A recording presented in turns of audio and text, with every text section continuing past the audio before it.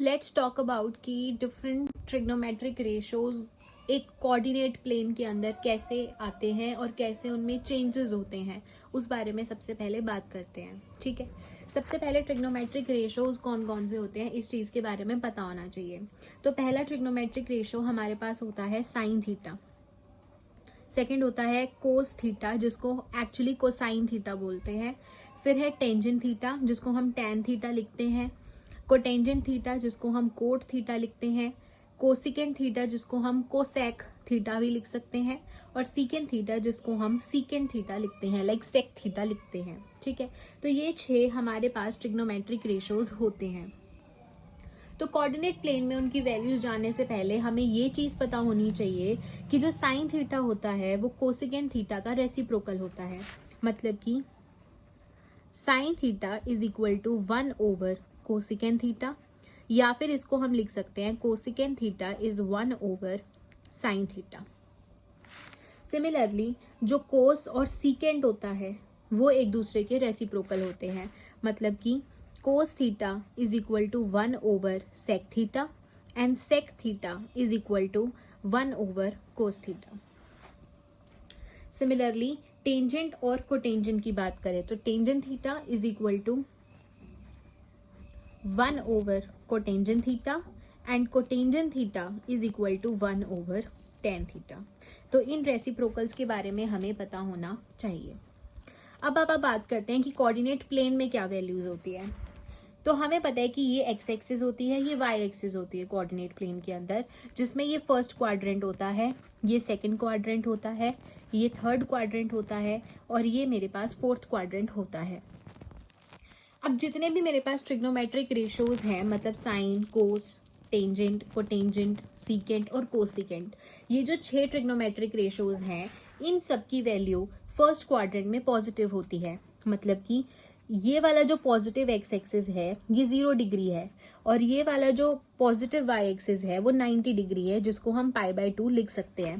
पाई की value actually हमारे पास 180 degree होती है, तो 180/2 इज 90 डिग्री।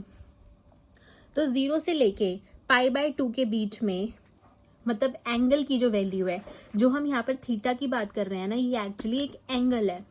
तो अगर इन एंगल की वैल्यू 0 से लेके π/2 के बीच में लाई करती है तो उसके अंदर मेरे पास जितने भी रेशोज हैं, 6 के 6 रेशोज जो हैं, उनकी वैल्यू पॉजिटिव रहेगी। सिमिलरली जो नेगेटिव एक्स एक्सिस है वो पाई को डिनोट करती है, पाई मतलब 180 डिग्री को। तो अगर उस एंगल की वैल्यू, थीटा की वैल्यू π/2 से लेके पाई के बीच में लाई करती है तो उस केस में सिर्फ और सिर्फ साइन और कोसिकेंट थीटा पॉजिटिव होंगे और बाकी सभी 4 जो टेंजेंट, कोटेंजेंट, सीकेंट और कोस हैं वो मेरे पास नेगेटिव रहेंगे। क्या बोला मैंने? 90 से लेके पाई के बीच में, डेट इज π/2 से लेके 9 पाई के बीच में मेरे पास सिर्फ और सिर्फ साइन और कोसिकेंट की वैल्यू पॉजिटिव रहेगी और बाकी सबकी नेगेटिव रहेगी। सिमिलरली पाई से लेके 3π/2, 3π/2 का मतलब है 270, इन दोनों एंगल्स के बीच में सिर्फ और सिर्फ टैन और कोटेंजेंट की वैल्यू पॉजिटिव रहेगी और बाकी सबकी नेगेटिव रहेगी। एंड सिमिलरली 270 से लेके 0 के बीच में सिर्फ और सिर्फ कोस और सीकेंट की वैल्यू पॉजिटिव रहेगी और बाकी सबकी नेगेटिव रहेगी। ये चीज़ हमें एज इट इज़ याद करनी है। अब आप बात करते हैं कन्वर्जन की। जैसे कि मेरे पास एग्जाम्पल है साइन 90 डिग्री प्लस थीटा, जिसको 90 को मैंने लिख दिया π/2। तो इस केस का आंसर क्या आएगा, हम उस बारे में बात करते हैं। सबसे पहली चीज, यहाँ पर अगर मुझे π/2 या फिर 3π/2 मिलता है तो मेरे पास जो ये ट्रिग्नोमेट्रिक रेशो होता है वो चेंज होता है। कौन सा किस में चेंज होएगा ये चीज पता होनी चाहिए सबसे पहले। तो मेरे पास जो साइन थीटा है वो कोस में चेंज होता है, जो कोस थीटा है वो साइन में चेंज होता है। सिमिलरली जो टैन थीटा है वो कोट में चेंज होता है और जो कोट थीटा है वो टैन में चेंज होता है।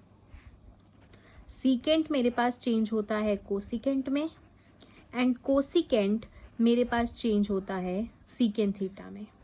तो ये चीज़ हमें याद होनी चाहिए। अब ये चेंज कब होंगे, जब या तो मेरे पास एंगल के अंदर π/2 या फिर 3π/2 होगा। π/2 मतलब 90 डिग्री होगा, 3π/2 मतलब 270 होगा। ठीक है। अगर फॉर एग्जाम्पल मेरे पास 0 डिग्री या फिर पाई आता है तो उसके अंदर ये चेंजेस नहीं होंगे। अब इस चीज को पॉइंट पे रखते हुए, ध्यान रखते हुए हम क्वेश्चंस करते हैं।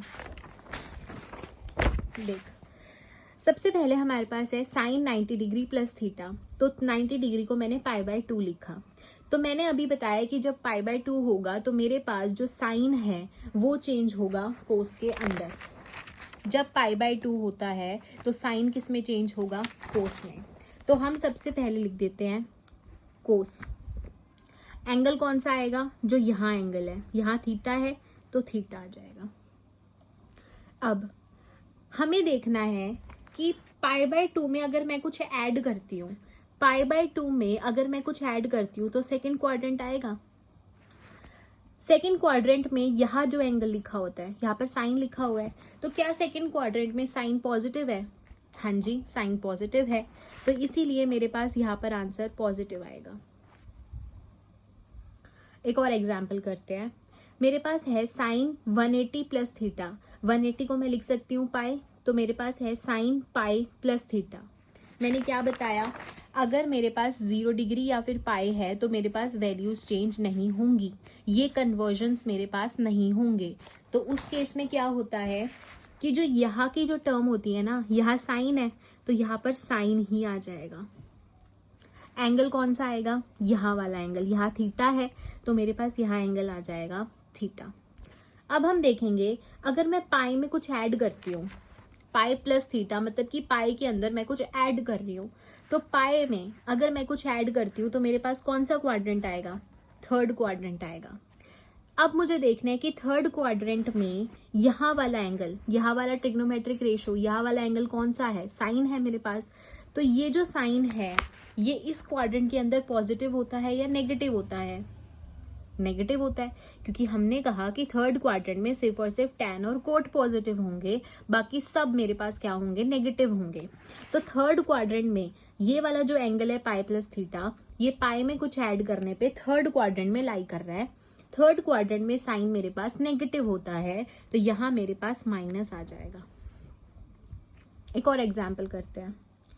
tan 180 माइनस थीटा मतलब tan पाई माइनस थीटा, पाई में से कुछ सब्ट्रैक्ट किया, इस पाई में से कुछ सब्ट्रैक्ट किया तो मेरे पास कौन सा क्वाड्रेंट आया, सेकंड क्वाड्रेंट आया। इस सेकंड क्वाड्रेंट में क्या मेरे पास tan पॉजिटिव होता है या नेगेटिव होता है? हमने बोला कि सेकंड क्वाड्रेंट के अंदर सिर्फ और सिर्फ साइन और कोसिकेंट पॉजिटिव होंगे, बाकी सब मेरे पास नेगेटिव होंगे। तो मतलब कि tan तो मेरे पास नेगेटिव होता है तो माइनस साइन आएगा।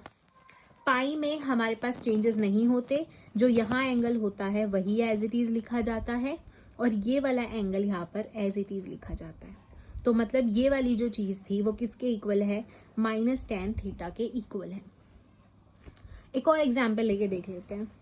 जैसे मेरे पास एग्जाम्पल है कोस 3π/2 प्लस थीटा।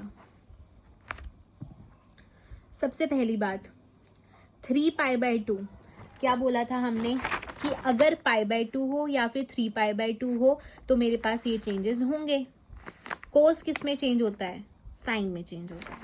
तो मतलब कि यहाँ वाला जो कोस है ये मेरा साइन में चेंज हो जाएगा, ये वाला जो एंगल है ये एज इट इज यहाँ लिखा जाएगा। और साथ में अब देखते हैं 3π/2 मतलब नेगेटिव y एक्सिस वाला पार्ट 3π/2 है, उसमें अगर मैंने कुछ एंगल ऐड किया, प्लस थीटा मतलब उसमें कुछ ऐड किया, तो अगर उसमें मैंने कुछ ऐड किया तो मेरे पास कौन सा क्वाड्रेंट आएगा, फोर्थ क्वाड्रेंट आएगा। तो फोर्थ क्वाड्रेंट में यहाँ वाली चीज मतलब कोस, हमें ये चीज नहीं देखनी, हमें ये चीज देखनी है। जो चीज हमें ऑलरेडी गिवन थी हम वो देखेंगे कि पॉजिटिव है या नेगेटिव है। तो अगर यहाँ पे हम कोस का देखें तो कोस फोर्थ क्वाड्रेंट में पॉजिटिव होता है, तो इसीलिए यहाँ पर मेरे पास पॉजिटिव साइन एक्सिस आएगा। आई होप ये चीज समझ आ गई होगी।